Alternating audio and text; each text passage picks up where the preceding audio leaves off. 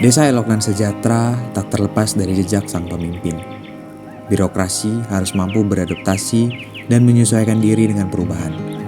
Birokrasi harus mampu mengubah cara bekerja agar tidak terlindas. Yang sudah dipertahankan dengan gaya pemimpin sebelumnya haruslah terus dilanjutkan.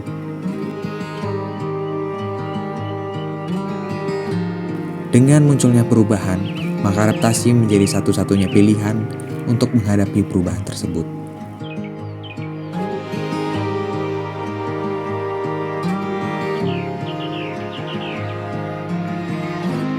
Gabriel Adjutor Martus, sosok pemimpin dan elok tegas dengan membangun beragam perubahan.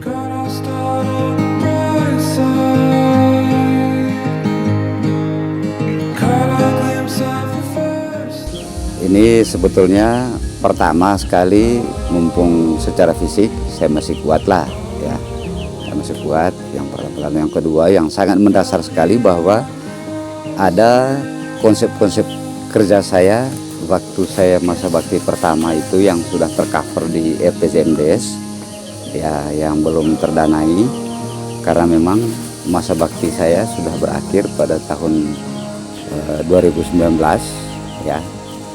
Tetapi ada program-program kerja yang belum terdanai sehingga kali ini saya ingin maju lagi untuk melanjutkan program-program yang belum terdanai. Salah satunya pasar desa ya, itu sudah pernah dirintis pada tahun 2018 ya, tapi belum dibangun dia punya bangunannya. Lalu yang kedua ada jalan tanah yang saya sudah gusur ya, untuk menghubung Camat Kugus Barat dengan Camat Belak ya, untuk masuk dari Borong ke Ngeleng. Nanti tembusnya jalur itu ke Waira Sangdali, yaitu yang jalur data itu ya. Dari dasar itu sehingga saya masih punya semangat untuk saya maju lagi untuk ke periode yang kedua. Kemudian di samping itu ada juga jalur-jalur baru yang akan saya garap ya di periode kedua ini, manakala masyarakat masih percaya saya, di mana saya akan membuka jalan baru itu untuk menghubung Desa Tengku dan Desa Gololege menuju kantor Camat Kugus Barat yang pusat di Landong ya. Sehingga itulah konsep-konsep kerja saya di periode kedua. Di samping saya akan menata kembali tentang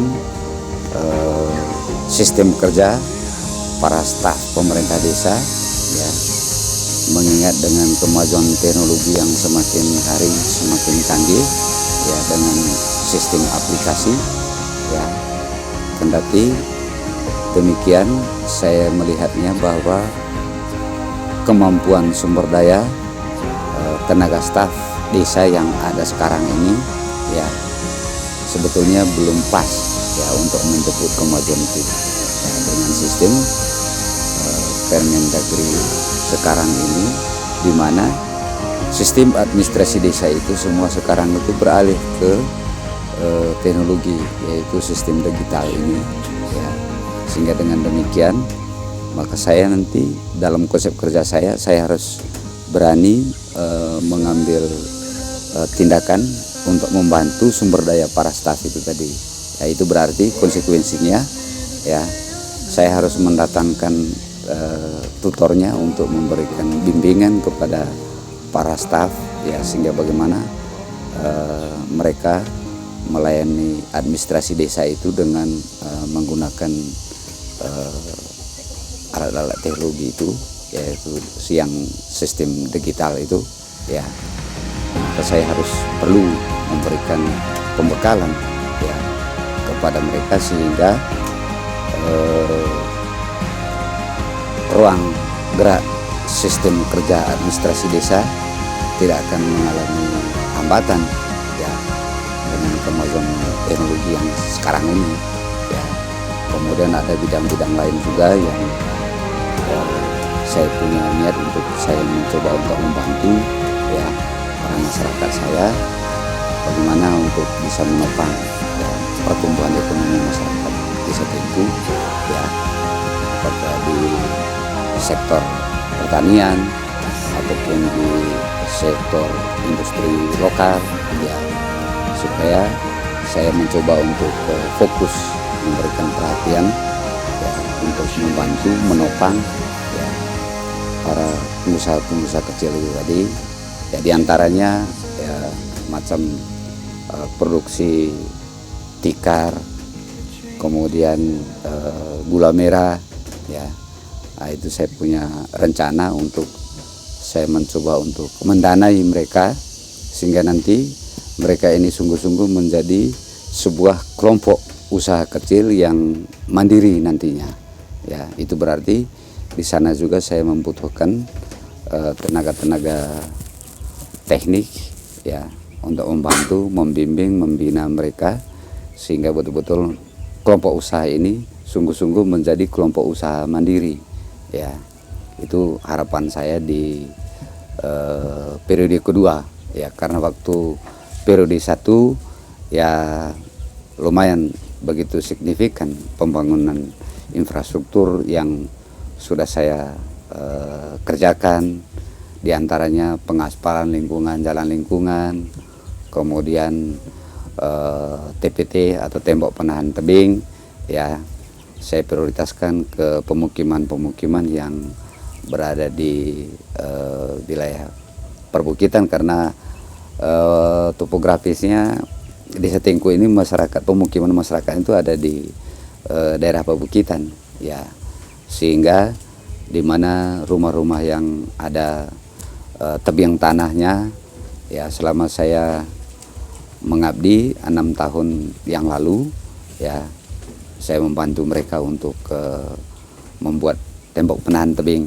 ya, dengan hitungan supaya jangan sampai terjadi bencana alam karena tanah longsor ya, sehingga untuk mengatasi persoalan itu sebelum terjadi bencana alam, maka pihak pemerintah desa pada waktu itu mengambil sikap ya melalui musyawarah desa untuk masyarakat sepakat ya, supaya bangunan-bangunan yang ada di daerah-daerah tebing itu harus dibuat tembok penahan tebing dia.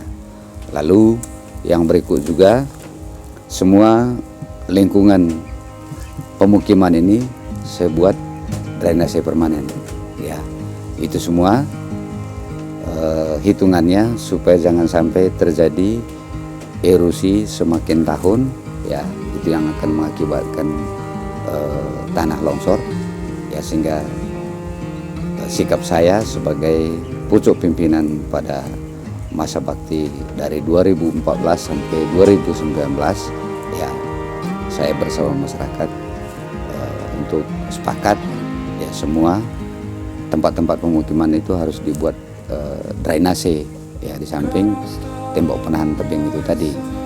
Lalu ada sarana umum ya yang menjadi kekhasan orang Manggarai, yaitu rumah gendangnya atau rumah adatnya, karena kebetulan karena keterbatasan dana ya dari masyarakat Kampung Monsok Borong waktu itu untuk biaya dapurnya, sehingga pada tahun 2016 ya pemerintah Desa Tengku mengambil sikap untuk membantu ya, untuk membangun dapur rumah gendang itu ya, dan itu berdasarkan kesepakatan yang kita gali gagasan itu mulai dari dusunnya sampai ke musyawarah desanya hingga yang terakhir ditetapkan melalui proses Musrenbangdes ya, dan itu semua sudah saya lakukan pada masa bakti saya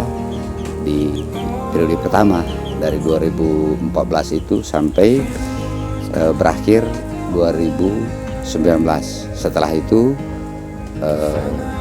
diambil alih oleh penjabat ya, yang diambil dari ASN ya, sehingga sampai detik ini dihitung hampir 3 tahun ya. sebentar lagi kita akan masuk ke proses pemilihan baru ya, pilkadesnya untuk 2024 sampai 2022 sampai 2028 ya, sesuai dengan program pusat ya, untuk melakukan proses pemilihan serentak ya. Jadi angkatan kami ini sudah yang terakhir untuk Manggarai Barat ya, masuk ke proses pemilihan serentak itu ya, sehingga saya secara pribadi saya masih siap untuk mengabdikan diri di periode kedua ya. Kira-kira kurang lebih seperti itulah konsep-konsep yang ingin saya mau lanjutkan ya, program-program saya yang sudah tercover di RPJMDes itu tadi ya, karena program kerja semua ini kan ada prosesnya, konsep-konsep kerja untuk 6 tahun, mulai tahun pertama sampai tahun terakhir, itu semua harus tertuang di dalam yang istilahnya itu tadi RPJMDes. Dari RPJMDes itu sendiri baru kita alih ke RKPDes. RKPDes ini melihat dari seberapa besar kemampuan keuangan desa itu untuk apakah kebutuhan di infrastruktur ataukah di peningkatan kapasitas staf atau kelompok-kelompok pengusaha kecil itu tadi.